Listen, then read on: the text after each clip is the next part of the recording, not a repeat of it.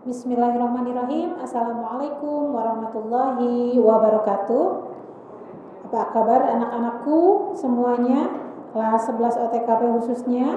Semoga kita semua selalu berada dalam kondisi sehat, dalam kondisi fit.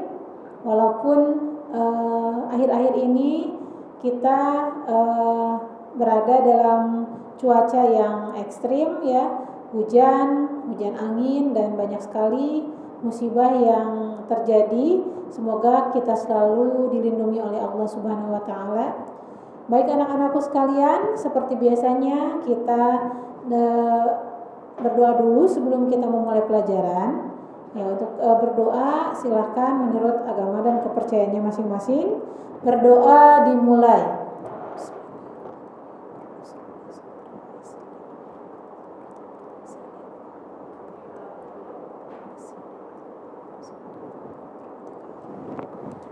Selesai anak-anakku. Semoga dengan kita berdoa terlebih dahulu, Allah mempermudah urusan kita, Allah mempermudah lisan ibu untuk menyampaikan ilmu, dan Allah mempermudah kalian juga untuk agar ilmu yang ibu sampaikan bermanfaat untuk kalian ya, dan kalian mengingatnya. Baik, anak-anakku sekalian, kita sebentar lagi kalian ya khususnya akan melaksanakan praktek kerja industri yang akan dilaksanakan pada tanggal 15 Maret 2021. Dan anak-anakku sekalian, bagi yang tidak mengikuti praktek kerja industri, kita akan melaksanakan project work ya, dimana project work ini detailnya akan disampaikan nanti prosedurnya oleh panitia Prakrin. Nah, untuk pokok bahasan yang sekarang, untuk materi kompetensi dasar yang ke-8 mengenai interior kantor, ini ada hubungannya mungkin nanti dengan project work ya. Jadi kalian bisa menginspirasi dari interior kantor pembahasan yang ibu sampaikan hari ini. Maka dari itu silakan simak baik-baik penjelasan dari ibu ya. Interior kantor ini adalah merupakan kompetensi dasar yang ke-8 dari mata pelajaran OTK Sarana dan Prasarana. Ya, baik, kita lihat. Pernahkah kalian sebelumnya mendengarkan interior kantor? Mungkin sebagian besar kalian sering nonton televisi ya, sering ada acara atau program di dalam televisi itu yang menyajikan tentang interior atau desain interior ya, baik interior rumah, interior gedung, perusahaan, kantor dan sebagainya ya. Nah, di sini kita akan membahas tentang interior kantor. Jadi seorang petugas administrasi kantor bukan hanya harus mengetahui tentang seluk-beluk tata usaha atau pengadministrasian, tetapi juga harus mempunyai ilmu tentang bagaimana mendesain kantor, interior kantor dan sebagainya. Jadi sedikit banyaknya ilmu tentang interior kantor itu harus kita miliki. Baik, kita lihat ya ke slide selanjutnya. Untuk teorinya yaitu 3.8, menerapkan penataan interior kantor atau office arrangement. Ya, arrangement office itu kantor, arrangement itu mengatur atau menata. Jadi menerap penataan kantor ya, atau office arrangement. Yang untuk prakteknya menata interior kantor, office arrangement. Ini seharusnya kita kalau ada tatap muka harusnya kita melakukan praktik ya, praktik menata interior kantor ya. Tapi karena kita terbatas, kita belajar di dalam jarak jauh, maka menata interior kantor itu tidak akan dapat kita lakukan. Boleh kalian nanti lihat-lihat video dari YouTube, atau kalian mungkin lihat-lihat gambar bagaimana interior di dalam suatu kantor itu. Baik ya, kita lanjutkan. Tujuan pembelajaran dari kompetensi dasar yang ke-8 ini yaitu setelah mempelajari materi mengenai interior kantor, diharapkan kalian dapat yang pertama menjelaskan definisi interior kantor. Tentu saja sebelum kita jauh melangkah ya tentang interior kantor, kita harus tahu interior kantor itu apa ya, pengertiannya apa. Kemudian yang kedua, menguraikan macam-macam interior kantor. Jadi ada beberapa jenis ya atau macam-macam interior kantor. Mungkin kita sering melihat interior kantor tapi kita tidak tahu itu namanya apa gitu ya, interior yang seperti apa atau gaya apa gitu ya. Yang ketiga, mengemukakan prosedur penataan interior kantor. Prosedur itu tata cara, jadi bagaimana agar kantor bisa tertata, prosedurnya harus dari apa dulu, mengerjakan apa dulu stepnya, kemudian selanjutnya apa, dan terakhir apa. Itu yang namanya prosedur, tata cara atau langkah-langkah. Yang keempat, melakukan identifikasi interior kantor sesuai dengan ketentuan dan kaidah yang berlaku. Identifikasi interior kantor ya. Dan yang kelima, menata interior kantor dengan tepat sesuai dengan standar prosedur yang berlaku. Ya, jadi nanti sebenarnya ini harusnya kita praktik ya, sebagaimana Ibu bilang tadi, kita harus praktik menata interior kantor, tetapi karena karena dalam situasi seperti ini kita terbatas ya. Nah, boleh kalian lihat ya di studio, mungkin dari kamera, dari layar HP kalian bisa terlihat ya. Ini merupakan salah satu bentuk atau contoh dari interior. Ya, di sini terdapat meja ya di depan Ibu, ada vas bunga, ada laptop. Kemudian di belakang itu di sini terdapat dinding ya. Kemudian ada raknya. Ya, raknya diisi dengan bunga dan buku. Ini merupakan salah satu bentuk interior sederhana di studio. Ya. Nah, kita nanti lihat bagaimana interior di kantor. Baik anak-anakku, tetap semangat. Ya, jangan lupa isi daftar hadir kalian di live chat atau kolom komentar. Jangan lupa ketik nama dan kelas ya. Silakan.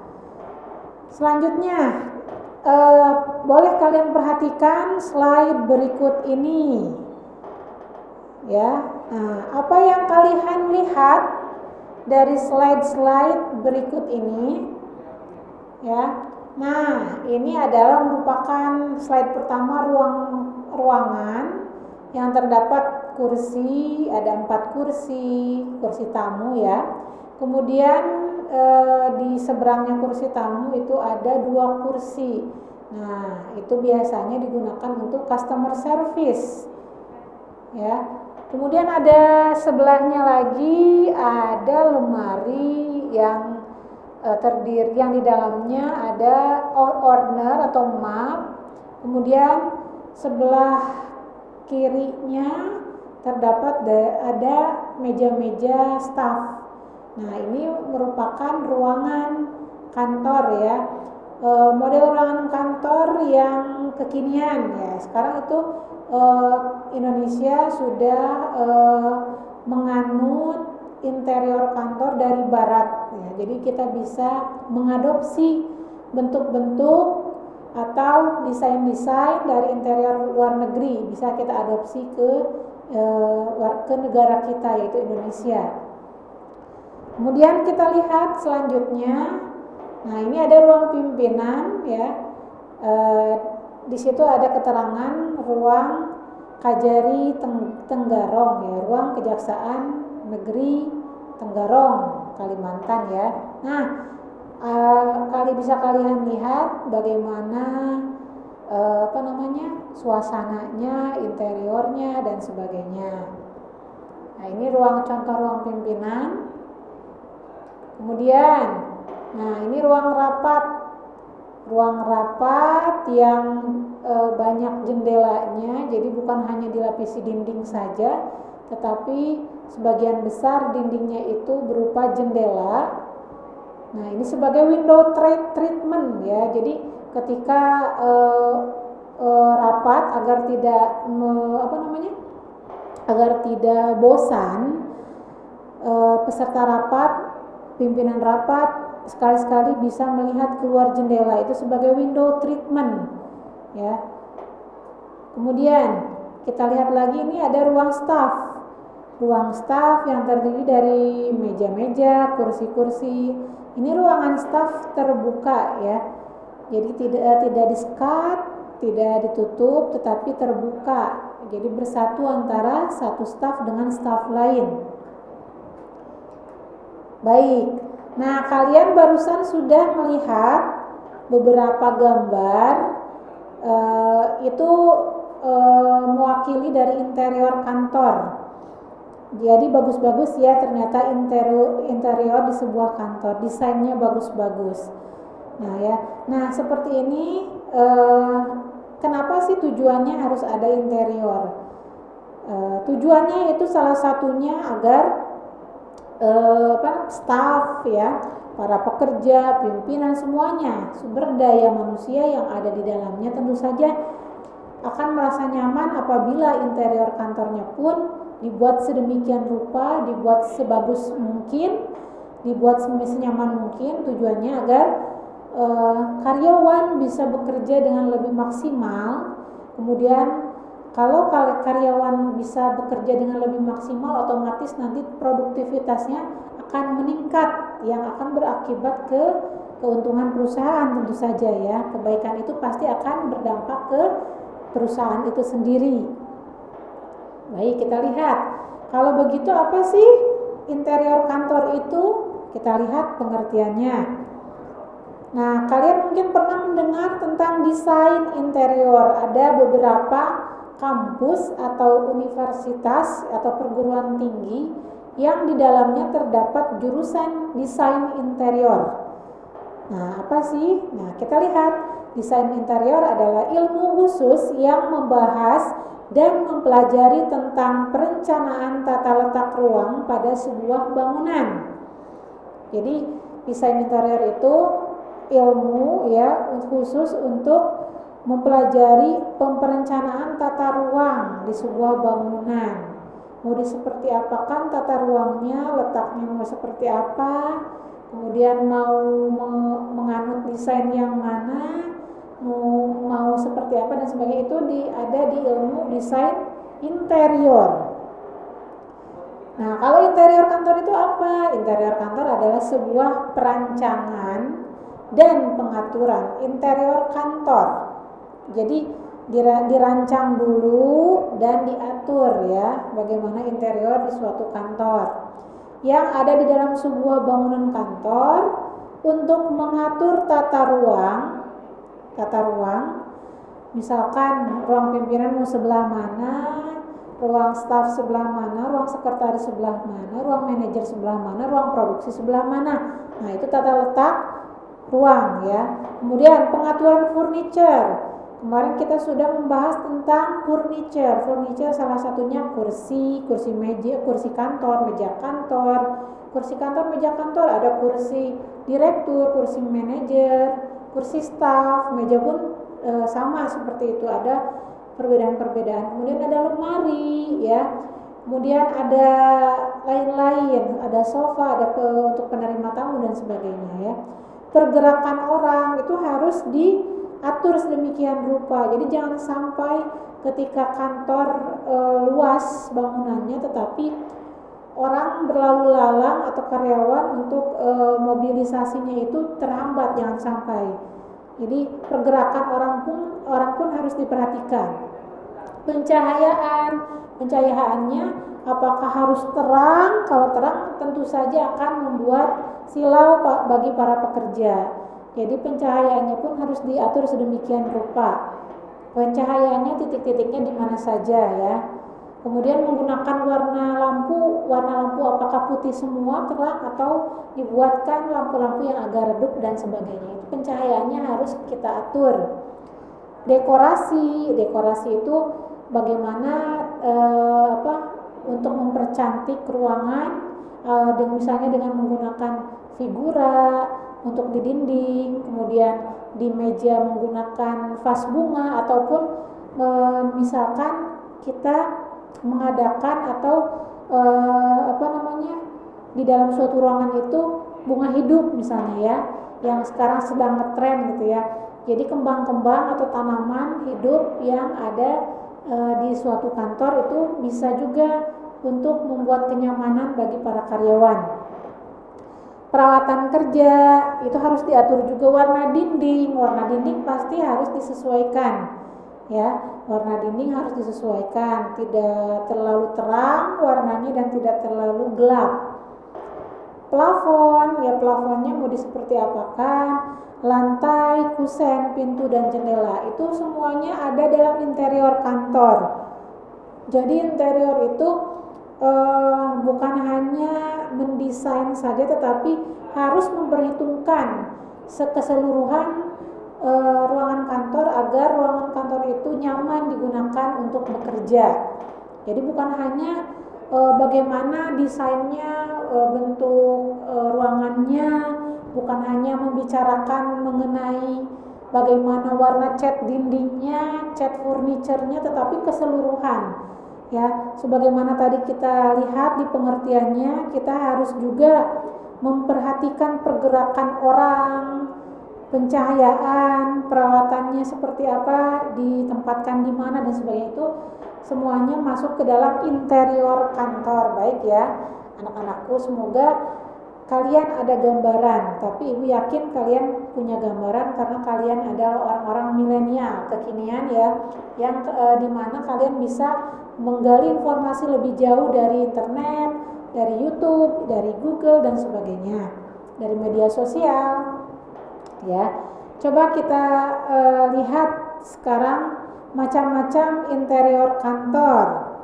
Macam-macam interior kantor. Yang pertama ada desain minimalis. Desain ini praktis dan mengaplikasikan bentuk yang sederhana. Jadi hal-hal yang minimalis, misalkan kantornya ukurannya sangat kecil ya, tidak besar.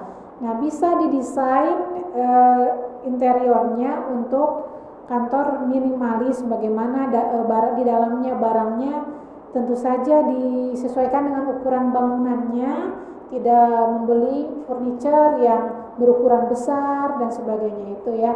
Jadi ini benar-benar kesannya sederhana ya dan praktis tentu saja. Itu namanya desain minimalis. Yang kedua, desain kontemporer. Desain ini biasanya hanya menggunakan pilihan dalam satu warna saja dan pilihan warnanya hanya grey. Grey itu abu-abu ya. Warna monokrom seperti putih dan hitam, warna krem yang lembut atau biasa disebut juga pilihan warna netral. Jadi desain kontemporer ini menggunakan warna-warna yang netral, putih, hitam, krem, abu-abu, itu yang digunakan untuk desain kontemporer. Tentu saja untuk perabot kantor, furniture dan sebagainya mengikuti dengan warna-warna tersebut. Ya, kemudian kita lihat nomor 3, desain klasik. Kalau klasik itu berarti tempo dulu tetapi dia kesannya elegan. Jadi mengacu pada desain-desain tempo dulu tapi dia masih elegan gitu ya, masih bagus gitu. Desain ini bertemakan klasik dan biasanya menggunakan warna putih klasik dipadukan dengan keabu-abuan. Selain kedua warna tersebut bisa dikombinasikan juga dengan warna kuning, hijau, dan coklat. Jadi bisa kalau tadi yang kontemporer hanya hanya warna-warna tertentu saja yang netral. Kalau klasik itu bisa dipadu-padankan dengan warna-warna yang agak terang seperti kuning dan hijau. Kemudian yang keempat, desain Victoria. Desain ini merupakan produk Eropa. Nah, produk Eropa biasanya biasanya banyak kayu-kayunya ya untuk dinding-dindingnya. Kemudian kayu tersebut diukir. Itu biasanya desain Victoria atau lahir dari Eropa ya, negara Eropa. Kemudian desain retro. Nah, retro kuno ya, kuno. Kalau retro itu biasanya kuno tapi di retro itu sedang booming ya sekarang. Nah, desain ini kenapa dikembangkan lagi? Kan jadul gitu Bu. Ini udah lama, retro itu kan jadul, kalau klasik masih elegan, masih kelihatan mewah ya, tapi kalau retro biasanya ini warna-warna yang berani yang digunakan seperti orange, merah dan biru, kuning ya, semuanya dipadu-padankan. Ya, nah ini desain retro ini harus dilihat dulu kantor apakah yang bisa menggunakan desain retro. Kalau kantor perkantoran yang seperti di dalamnya banyak pekerjaan kantor atau benar-benar itu kantor bisnis, itu biasanya jarang sekali yang menggunakan desain retro. Tetapi kalau misalkan kantor tersebut kantor untuk jasa seni, ya, untuk orang-orang kesenian, atau misalnya orang-orang tentang di dunia entertainment, bisa saja menggunakan desain retro. Karena sekali lagi desain ini, retro ini menggunakan warna-warna yang sangat kontras, cerah. Orange tabrak dengan merah, tabrak dengan biru, atau tabrak dengan kuning. Itu ya biasanya. Atau bisa juga tabrak dengan hijau. Itu merupakan desain retro atau kuno ya. Kita lihat selanjutnya nomor 6, desain bohemian. Desain ini identik dengan orang-orang kaum Gypsy. Kaum Gypsy biasanya ada di negara-negara Amerika, Meksiko gitu ya. Ini kaum nomaden. Nomaden itu artinya suka berpindah-pindah, tidak suka menetap dalam satu tempat. Ya, gaya bohemian ini merupakan tampilan modern dan dilengkapi dengan koleksi warna lembut dan merupakan wujud kebebasan. Gaya bohemian itu untuk misalkan kantor-kantor yang tidak menetap di situ, dia hanya misalkan hanya beberapa lama, kemudian dia pindah lagi dan sebagainya, atau ya misalnya si pemiliknya orangnya tipenya pembosan misalkan. Jadi dia akan selalu berpindah-pindah. Nah, itu biasanya menggunakan desain bohemian. Ketujuh, desain coastal ya. Desain coastal yaitu identik dengan suasana yang indah yang berhubungan dengan pasir, ombak, dan matahari. Ini lebih natural ya, natural. Lebih konsepnya ke pantai, laut ya, ada pasir, ada matahari, ada ombak. Ini namanya desain coastal. Desain coastal. Jadi bisa saja di suatu kantor itu desainnya sama seperti di alam gitu, di alam bebas seperti di laut atau seperti apa, bisa dibuat seperti itu ya untuk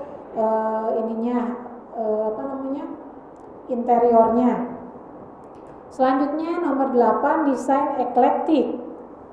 Ciri desain ini yaitu tidak mempunyai aturan di dalamnya sehingga bebas berekspresi, baik itu menggunakan permainan seperti match and mix di dalam keinginan dan sesuai keinginan desainer. Jadi si desainer interiornya bebas di sini ya, atau si pemilik dari gedung tersebut, dari suatu kantor itu bebas mau bagaimana, mau mencampur adukan atau berekspresi di sendiri. Bisa, ini namanya desain eklektik. Atau desain ini misalkan memadupadankan antara desain yang tadi yang kita sudah pelajari, desain retro, kontemporer, klasik, bisa dikolaborasikan. Yang penting dia tidak merupakan unsur mix and match, jadi ya tetap harus matching, harus bagus terlihatnya. Jadi walaupun dia bebas berekspresi, tetapi tetap dalam batas harus bagus kelihatannya gitu ya, mix and match. Yang 9, desain industrial. Desain ini biasanya menggunakan bahan material yang masih mentah dan mempunyai ciri khas menggunakan dan mengacu pada penggunaan dinding yang fungsional serta langit-langit yang cukup tinggi. Jadi kalau desain industrial itu seperti pabrik ya. Jadi kantor dibuat seperti pabrik. Kalau pabrik kan langit-langitnya tidak seperti plafonnya, atau langit-langitnya tidak serendah seperti di kantor-kantor. Jadi kalau di pabrik itu biasanya kan langit-langit atau plafonnya cukup tinggi ya, atau tidak ada plafon, langsung atap. Itu bisa ya, kantor bisa didesain seperti desain pabrik atau di suatu ruangan produksi bisa. Namanya itu desain industrial ya. Bu, kok aneh kelihatannya, betul, tetapi banyak sekali kantor yang mengadopsi interior industrial ini. Itu bisa disesuaikan ya. Kemudian ada desain Skandinavia. Desain ini mempunyai gaya yang khas, yaitu ikonik ya, ikonik. Ada ikonnya yang menjadi dan banyak disukai ya. Desain ini diidentik dengan pencahayaan, dengan tampilan dan fungsi taman indoor dan flooring. Jadi di sini ada taman ya, ngedekornya itu di dalam suatu kantor itu disediakan taman-taman indoor gitu ya, supaya si karyawan tidak bosan. Ketika karyawan mulai jenuh dengan pekerjaan mereka, bisa melihat taman-taman di sekitar tempat kerja mereka. Jadi bisa membuat taman di dalam suatu kantor. Misalkan ada air terjun mininya, ada air mancur mininya, kemudian lantainya pun bisa disesuaikan. Misalkan lantainya bisa ada batu-batu alamnya ya, atau pasir-pasir pantainya bisa. Itu namanya desain Skandinavia. Kemudian desain vintage. Desain ini mewakili model kuno lama, terutama yang menggunakan perabotan yang sudah puluhan tahun. Namun desain ini tetap terlihat bagus dan kokoh. Jadi kalau desain vintage ini menggunakan barang-barang yang sudah puluhan tahun tidak digunakan. Misalkan ya, kalau misalnya kalian punya gudang di rumahnya, kemudian gudang tersebut ada barang kakek nenek kalian yang sudah almarhum, kemudian ada barang-barang antik seperti misalkan kursi ya, atau meja, atau misalkan ada box ya yang zaman dahulu, boleh digunakan untuk mendesain suatu kantor ya, sehingga terlihat lebih unik ya. Jadi namanya desain vintage. Kemudian baik. Nah, itu 11 desain interior yang Ibu kemukakan. Bu, kenapa tidak disertakan dengan gambar? Nah, ini akan menjadi tugas kalian di rumah. Ada 11 desain yang Ibu sampaikan. Nanti kalian, agar kalian lebih menguasai, lebih memahami, kalian lebih menggali lagi, jadi nanti Ibu tugaskan di Google Classroom mengenai gambar-gambar dari desain yang Ibu suguhkan. Ada 11 desain yang Ibu suguhkan. Nanti kalian boleh mencarinya. Nanti tugasnya untuk lebih lanjut, untuk lebih rinci, kalian boleh baca di Google Classroom. Belum Ibu upload tugasnya, nanti kita tunggu sore hari ya, atau nanti setelah Ibu pulang dari studio. Kemudian, nah tadi kita sudah mempelajari mengenai yang pertama, pengertian interior kantor, yang kedua macam-macam interior kantor. Nah, sekarang kita lihat prosedurnya. Prosedur penataan ruang kantor.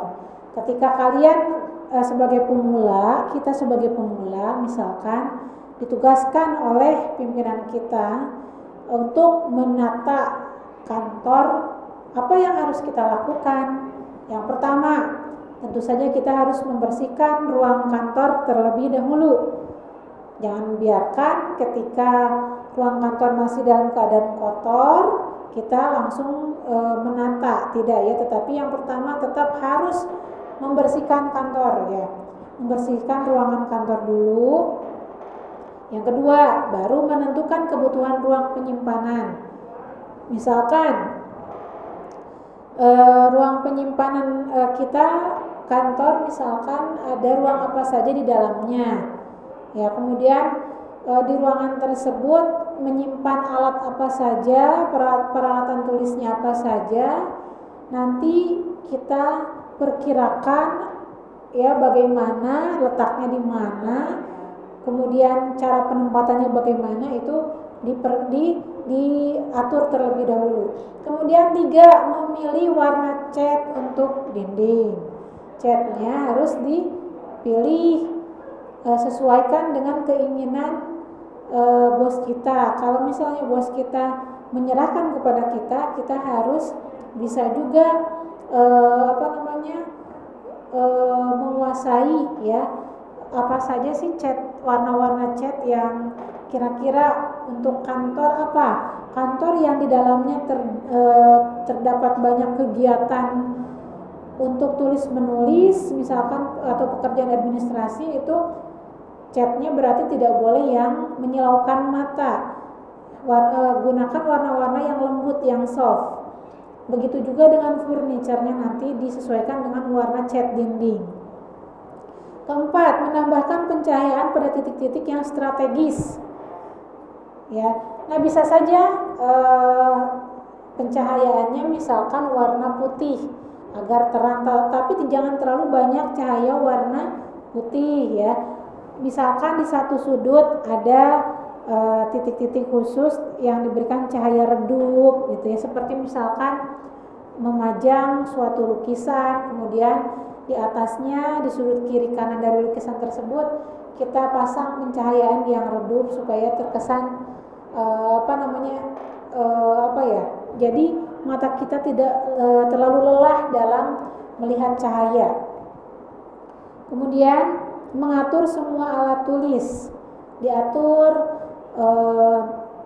kertas-kertas di mana, kemudian bukan hanya alat tulis saja ya, tetapi semua peralatan kantor diatur.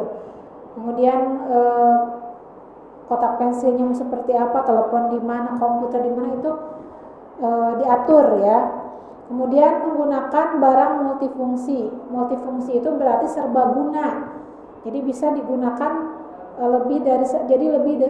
barang-barang tersebut lebih dari satu manfaat. Misalkan printer, belilah printer yang bisa scanning ya, bisa menyekan, bisa juga memfotokopi agar tidak terlalu banyak alat yang lain. Contohnya misalkan belilah komputer yang sudah ada audionya ya, audionya baik dan sebagainya. Kemudian 7, menggunakan window treatment seperti Ibu bicarakan tadi di awal. Tadi seperti contohnya dari ruang rapat ya, window treatment. Jika menggunakan tirai, usahakan tidak menutupi jendelanya. Kita lihat lagi ke slide yang tadi ada gambar. Nah, ini merupakan window treatment. Ya, ruang rapat yang menggunakan window treatment. Jadi jendelanya ruang rapatnya dibatasi dengan sebelahnya dinding, sebelahnya lagi jendela. Nah, jendela tersebut langsung terarah ke pemandangan luar sekitar kantor. Nah, di situ ada hijau-hijauan. Nah, apabila si peserta rapat atau pimpinan rapat lelah dalam mendiskusikan pekerjaan kantor, sesekali mata mereka boleh melihat ke luar, pemandangan yang alami. Jadi apabila treatment ini untuk mencegah kebosanan ya, jadi si karyawan juga otomatis kalau lama-kelamaan mengikuti rapat atau bekerja di ruang kantor itu akan lelah, makanya digunakanlah window treatment ini. Baik anak-anakku, nah itu ya yang kita bahas hari ini tentang interior kantor. Tadi prosedurnya ada 7. Yang pertama membersihkan dulu ruangan kantornya, 2 menentukan kebutuhan ruang penyimpanan, kemudian memilih cat. Usahakan warna cat dengan furniture itu seirama ya, sama gitu. Jangan sampai bertabrakan. Jadi gunakan warna-warna yang netral apabila kantor tersebut memang banyak aktivitas tentang administrasi. Nah, itu saja untuk saat ini, untuk kali ini anak-anakku. Untuk tugasnya sekali lagi ini berkaitan dengan tadi macam-macam interior kantor. Jadi nanti Ibu tugaskan di Google Classroom. Ya. Baik anak-anakku, untuk materi saat ini Ibu cukupkan sampai di sini.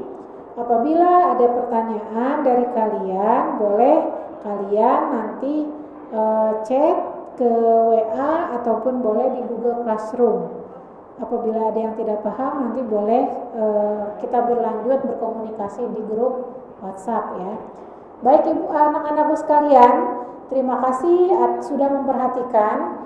Semoga apa yang Ibu sampaikan hari ini bermanfaat untuk kalian, untuk kita semua.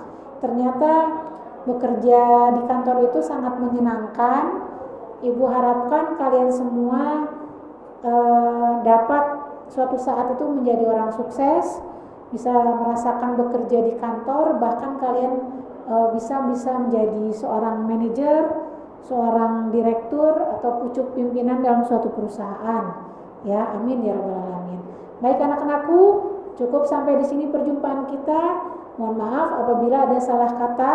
Yang benar datangnya tentu dari Allah Subhanahu wa taala, yang salah merupakan kesalahan dari ibu pribadi.